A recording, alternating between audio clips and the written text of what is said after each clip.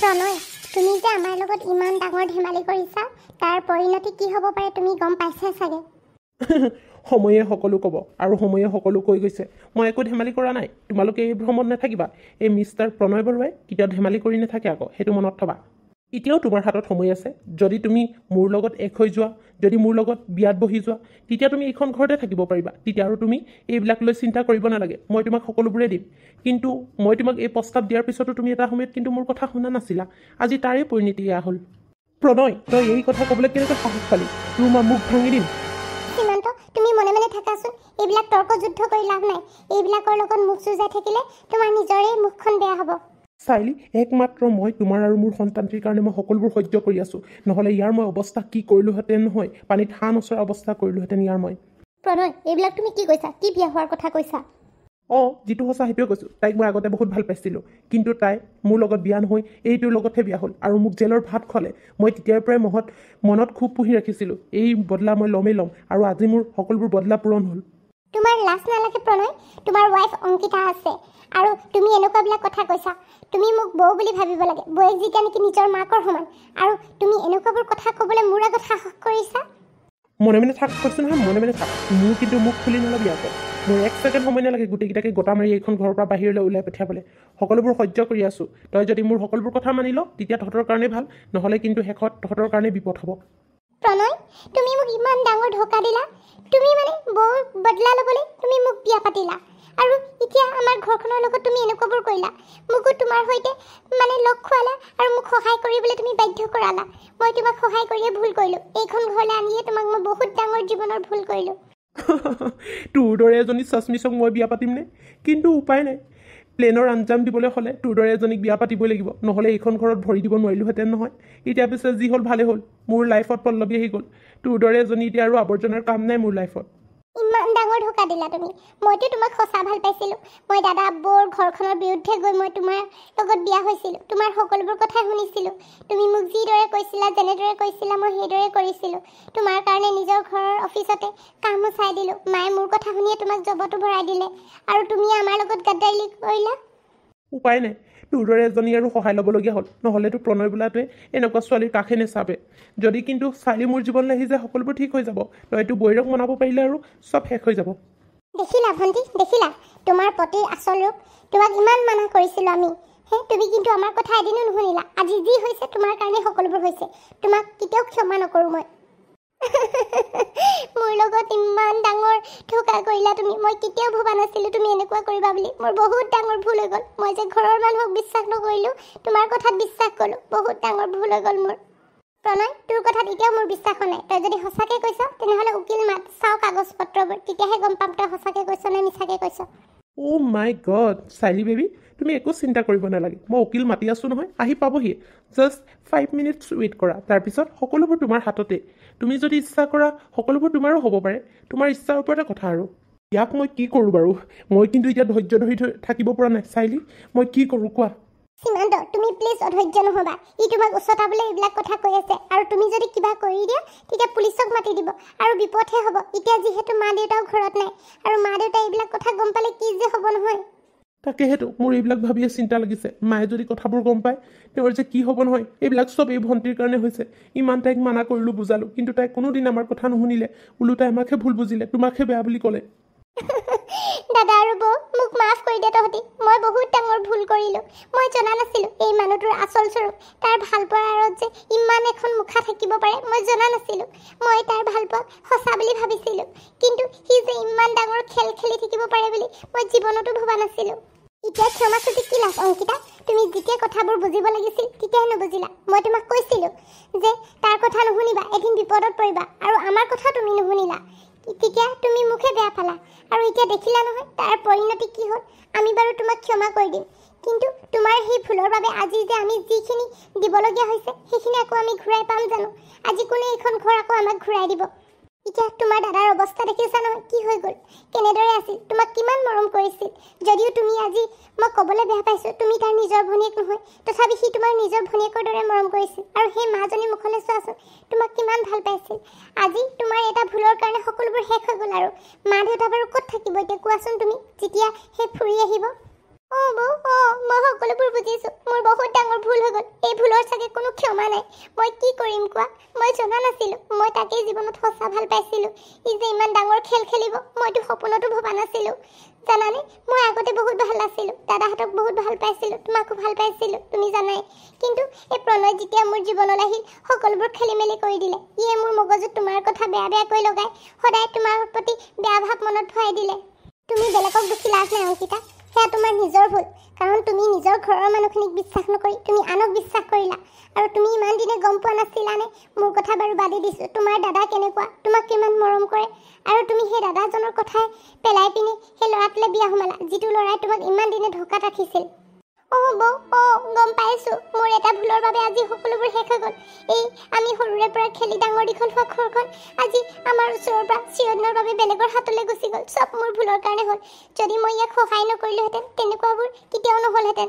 মই ইয়াক সন্দেহ কৰিছিলোঁ নকৰা নহয় কিন্তু ই কথাৰ জালত মোক ফচাই পেলালে মই ইয়াৰ প্ৰেমৰ মুহূৰ্তে সকলোবোৰ পাহৰি গ'লোঁ ই যে এজন ধুৰন্ধৰ বুলি সেইটো মই গমেই পোৱা নাছিলোঁ এই চুপ থাক তহঁত দুজনী তহঁতৰ এইবিলাক মই সেই মেজমেল শুনিবলৈ ইয়াত অহা নাই এইখন মোৰ ঘৰ এতিয়াৰ পৰা ইয়াত মই যিদৰে কওঁ সেইদৰে চলিব লাগিব মই ওলা বুলি ক'লে তহঁতি ওলাব লাগিব থাক বুলি ক'লে তহঁতি থাকিব লাগিব নহ'লে কিন্তু তহঁতৰ কাৰণে বিপদ প্ৰণয় তই কিন্তু মনে মনে থাক তোক মই বহুত ভাল পাইছিলোঁ কিন্তু তই এইবিলাক যি কৰিলি নহয় তাৰ বাবে তোক কিন্তু মই কেতিয়াও ক্ষমা নকৰোঁ আৰু চাবি এদিন তই যিদৰে আমাৰ পৰা এই সকলোবোৰ লুটিছ নহয় তোৰ লগতো কোনোবাই তেনেকুৱাই কৰিব তেতিয়া তই গম পাবি পল্লৱী দেখিছা নহয় কি কৈছে এইজনী আকৌ মোক খাও দিবলৈ আহিছে তাই নিজৰে কথাৰ স্থিৰতা নাই নিজৰ ককায়েক বৈয়েকৰ কথা বিশ্বাস নকৰি মোৰ কথাত ভুল গ'ল আৰু এইজনী আৰু মোক খাও দিবলৈ আহিছে তাইৰ গাতে বাৰু কিমান পাপ লাগি আছে ভগৱানেহে জানে কি ক'লা তুমি তোমাক মই ইতে সুদাই নেৰিছোঁ তোমাক মই ইতে এটা চৰ লগাই আছোঁ অংকিতা এইবিলাক একো নকৰিবা আৰু আমাৰ কাৰণে আৰু বিপদ চপাই নানিবা যিদৰে আছা সেইদৰে থাকা পিছত যি ক'বলৈ আছে ক'বা উকিলজন আহি ল'বলৈ দিয়া সকলোবোৰ কথা বতৰা পাতি লওঁ তেতিয়া গম পাই যাব নহয় চাইলি বেবী সেইটো কাৰণে মোৰ তোমাক ভাল লাগে তুমি কিন্তু কোনো কথা সহজে বিশ্বাস নকৰা আকৌ মানি নোলোৱা সেইটো কাৰণে মই উকিলৰ ইণ্টেজাম কৰিয়ে থৈছোঁ আহি পাবহি ধৈৰ্য ধৰা পিছে তুমি যে ইমান একদম প্ৰেক্টিকেল হোৱাৰ বাবে মোৰ কিন্তু তোমাক ভাল লাগি যায় দেই তোমাৰ আকৌ এবাৰ মোৰ নিজৰ কৰিব মন গৈছে কিন্তু হোৱা যদি হ'ব পাৰা নীলজ্জটো ইমান নীলাজ তোৰ ইমান লাজ নাইনে তোৰ এজনীয়ে মন নভৰে তাৰপিছতো তই যে এনেকুৱা কথা ক'বলৈ আহিছ মই গৰ্ভৱতী হৈ আছোঁ তই দেখিছনে নাই দেখা তাৰপিছতো তোৰ ইমান লাজ নাই গৰ্ভৱতী হৈ আছা কি হ'ল একো নাই নহয় আজিকালি সকলোবোৰ পাৰি এবৰ্চন কৰাই দিলে হ'ল ঐ তোৰ মুখ ভাঙি দিম তই এনেকুৱা কথা ক'বলৈ আহিছ মোৰ মুখৰ আগত মোৰ পত্নীক আৰু মোৰ সন্তানৰ বিষয়ে তই তেনেকৈ ক'বলৈ আহিছ তই কোন হয় কুকুৰ তই কোন হয় গম পাই যাবি মই কোন হয় কি বস্তু এই প্ৰণয় বৰুৱা কিন্তু কম বস্তু নহয় আকৌ আজি নিজৰ ওপৰতে প্ৰাউড ফিল হৈছে প্ৰণয় উকিলজন কেতিয়া আহিব এইদৰে থিয় হৈ কিন্তু আমনি লাগি গৈছে পাই এইবিলাক লেকচাৰ আৰু ভাষণ শুনি থাকিব নোৱাৰি এইবিলাক আৰু দেখিলে খংহে উঠি যায় মিছ পল্লৱী তুমিতো এজনী দুখীয়া ঘৰৰ ছোৱালী তুমি সকলোবোৰ জনাৰ পিছতো তুমি বাৰু ইয়াক কিয় সহায় কৰিলা আজি তোমাৰ কাৰণে এখন ঘৰ ধ্বংস হৈ গ'ল তুমি কথাটো গম পাইছানে নাই পোৱা যিটো মানুহে নিজৰ ৱাইফৰে বিশ্বাসী হ'ব নোৱাৰিলে তোমাৰ বিশ্বাসী হ'ব বুলি তুমি কেনেকৈ ভাবিছা পল্লৱী তুমি এইবিলাকৰ কথা ডিষ্ট্ৰেক্ট নহ'বা মই তোমাক কিমান ভাল পাওঁ তুমি দেখোন ভালকৈয়ে জানা আৰু তোমাক মই বিয়া পাতিম বুলি কথা দিছোঁ নহয় বিয়া পাতিমেই চাবা চাওক আপোনালোকৰ লগত মোৰ কোনো দুশ্মনী নাই কিন্তু মই প্ৰণয়ক বহুত ভাল পাওঁ সেইটো কাৰণে তাৰ কথা মতে মই তাইক হেল্প কৰিলোঁ আৰু অফিচৰ যি কাগজ পত্ৰ মই তাৰ হাতত দিলোঁ আৰু এটা কথা মই দুখীয়া ঘৰৰ ছোৱালী হ'লেও কি হ'ব প্ৰণয়ে মোক বহুত হেল্প কৰিছে আৰু মই তাৰ ৱাইফৰ কথা জানো নহয় অংকিতাই আগতে তাক বোলে কিমান খেচখেচাই থাকে একো কথাতে মানে ইয়াৰ কথা নুশুনে আৰু এইখন ঘৰত থাকে বুলি ইয়াক কিমান ভেকাহি মাৰে সেইটো কাৰণে মই প্ৰণয়ক কেতিয়াও দুখত পৰিব নিদিওঁ আৰু প্ৰণয়ে মোক সকলোবোৰ কথা কৈছে নহয় কি মই প্ৰণয়ক এইখন ঘৰত থকা বুলি ভেকাহি মাৰোঁ আৰু কি মই খেচখেচাই থাকোঁ এইবিলাক চব মিছা কথা কৈছে তুমি ভুল বুজিছা ই তোমাক মোৰ দৰে বুৰ্বক বনাইছে পিছত যদি ইয়াৰ আচল চৰিত্ৰটো গম পোৱা তেতিয়া তুমিও এদিন মোৰ দৰে কান্দিবা মোৰ দৰে অৱস্থা হ'ব তোমাৰো নাই প্ৰণয়ে কেতিয়াও তেনেকুৱা মোৰ লগত নকৰে আজি এবছৰে হ'ল ইমান দিনে মই তাৰ লগত ৰিলেশ্যনশ্বিপত থকা সি মোক কিমান ভাল পায় মই দেখিছোঁ নহয় গালি এটাও নেপাৰে আৰু তেনেকুৱাখিনি কেতিয়াও নকৰে মই জানো ই মোক বহুত ভাল পায় আৰু মোৰ ঘৰলৈ গৈ মোৰ মা দেউতাৰ লগত কথা পাতিমো বুলি কৈছে আৰু ই মোৰ লগত বহুতখিনি আগু বাঢ়ি গৈছে তেনে ক্ষেত্ৰত ই মোৰ লগত তেনেকুৱা কেতিয়াও নকৰে তোমাৰ দৰে আৰু তোমাৰ দৰে মই নহয় যে ইমান নিজৰ ঘৰৰ মানুহে বিশ্বাসী হ'ব নোৱাৰিলা আৰু এতিয়া মোক কথা বুজাবলৈ আহিছা চোৱা পল্লৱী, তুমি অংকিতাৰ কথা বাদ দিয়া। মই তোমাক কৈছোঁ অংকিতাই প্ৰণয়ক বহুত ভাল পাইছিল, কিন্তু দেখিলা নহয় প্ৰণয় কি কৰিলে অংকিতাৰ লগত, কিদৰে বুৰ্বক বনালে তাইক। আৰু এতিয়া তুমি সেই ল'ৰাটোক বিশ্বাস কৰিছা, পিছত কিন্তু তুমি বহুত পস্তাবা। মই এদিন অংকিতাক সুধি সেইদৰে কৈছিলোঁ, কিন্তু তাই মোৰ কথা নুশুনিলে। এতিয়া দেখিলা নহয় কি হ'ল পৰিণতি। সেইটো কাৰণে তোমাকো কৈছোঁ নিজৰ ভণ্টি হিচাপে ইয়াৰ পৰা আঁতৰি যোৱা, আৰু ইয়াক যিখিনি সহায় কৰিলা সেইখিনি তোমাৰ ভুল আছিল বুলি ধৰি লোৱা।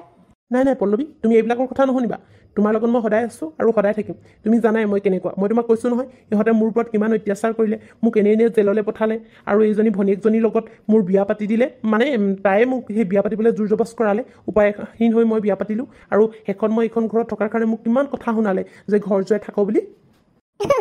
হাঁহি ওলাইছে মোৰ তোৰ মূৰ্খতাৰ ওপৰত। তই যে ইমান মূৰ্খামি কৰিব পাৰ, আৰু এনেকুৱা কথা ক'ব পাৰ, মানুহৰ বিষয়ে ইমান মিছা মিছা কথাবোৰ কেনেকৈ ক'ব পাৰ হয়? কেনেকুৱা লাগিলে মোৰ এক্টিংবোৰ? ভাল লাগিলেনে? হয়, নিশ্চয় মজা লাগিলে চাগে। এতিয়া আৰু ভাল লাগিব। উকিলজন পাইছেহিয়ে। বিনোদ দা, আপুনি পালেহি। এওঁলোকক বুজাই দিয়কচোন, আৰু কাগজ পত্ৰবোৰ যি আছে দেখুৱাই দিয়ক। মিষ্টাৰ সীমান্ত, মিষ্টাৰ প্ৰণয় বৰুৱাই যি কৈছে সকলোবোৰ সঁচা কথা কৈছে। আপোনালোকৰ প্ৰপাৰ্টি, আপোনালোকৰ বিজনেছ সকলোবোৰ এতিয়া তেখেতৰ নামত। আজিৰ পৰা আপোনালোকে ইয়াত আৰু কোনো নিজৰ অধিকাৰ সাব্যস্ত কৰিব নোৱাৰে।